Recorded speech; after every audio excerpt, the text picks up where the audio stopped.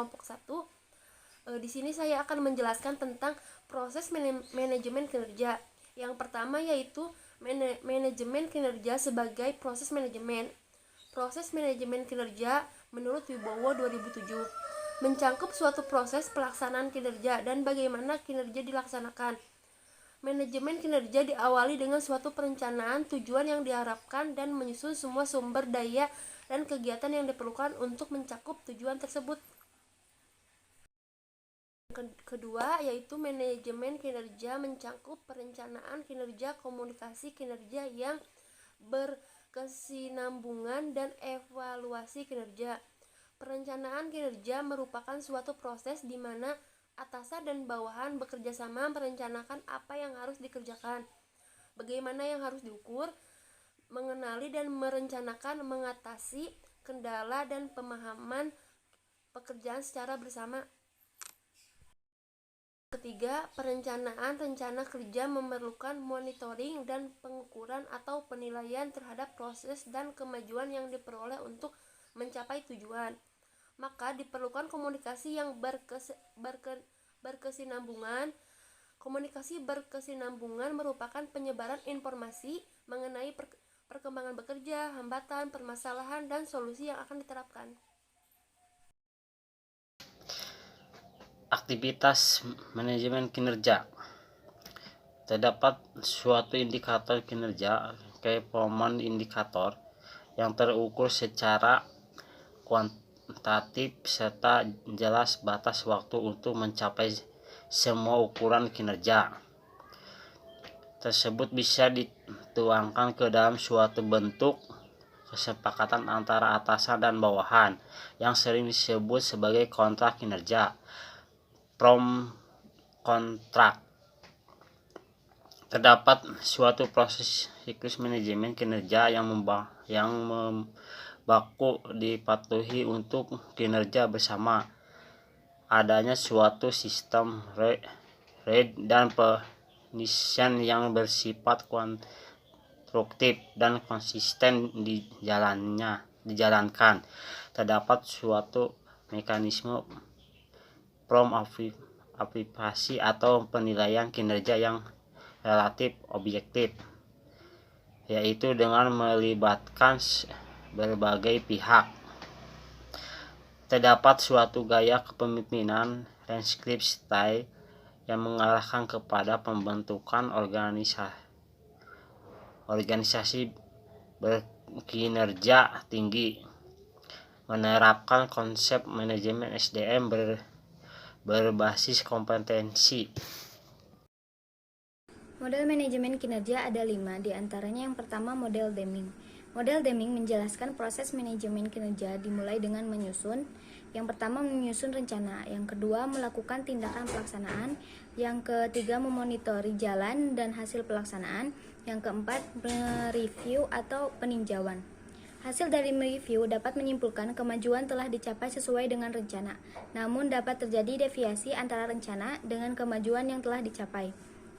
Dalam keadaan seperti itu, perlu dilakukan tindakan untuk memperbaiki kinerja agar tujuan yang direncanakan dapat tercapai.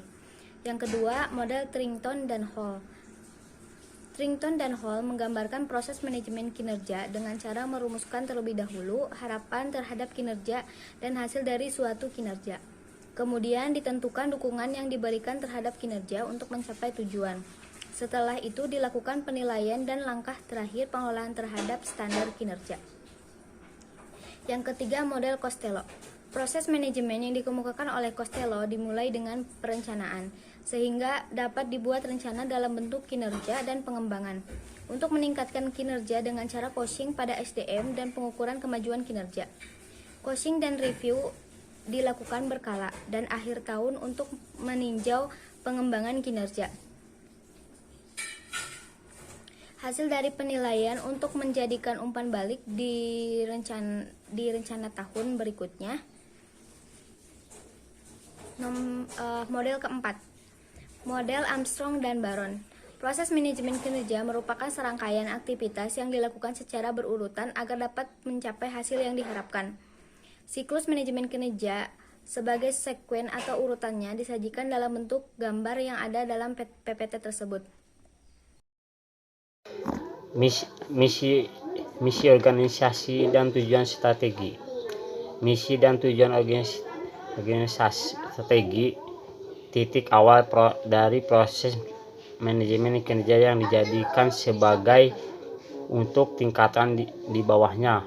Perumusan misi dan tujuan organisasi ditujukan untuk setiap kegiatan harus sejalan dan diharapkan dapat memberikan kontribusi pada prestasi.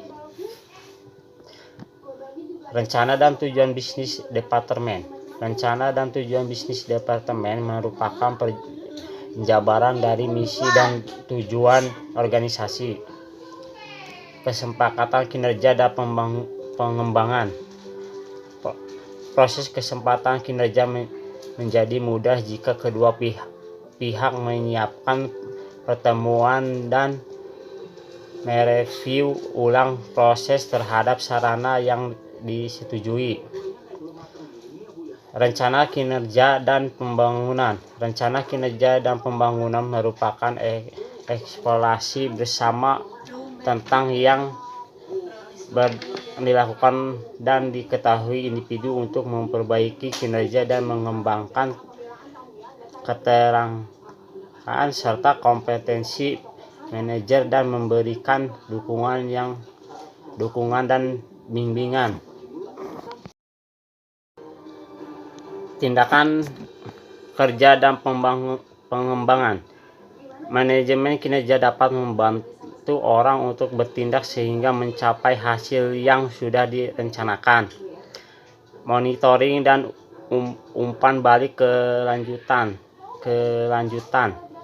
Konsep kepentingan manajemen kinerja adalah proses mengelola dan mengembangkan kinerja yang baik secara normal tentang menetapkan arah, monitoring dan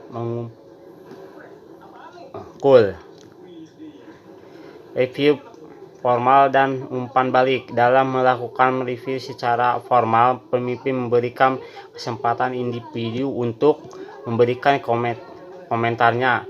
Hasil dari review dapat memberikan umpan balik yang kontrak. Penilaian kinerja yang menyeluruh. Dengan memperhatikan hasil atau presentasi kinerja dapat ditetapkan penilaian kinerja.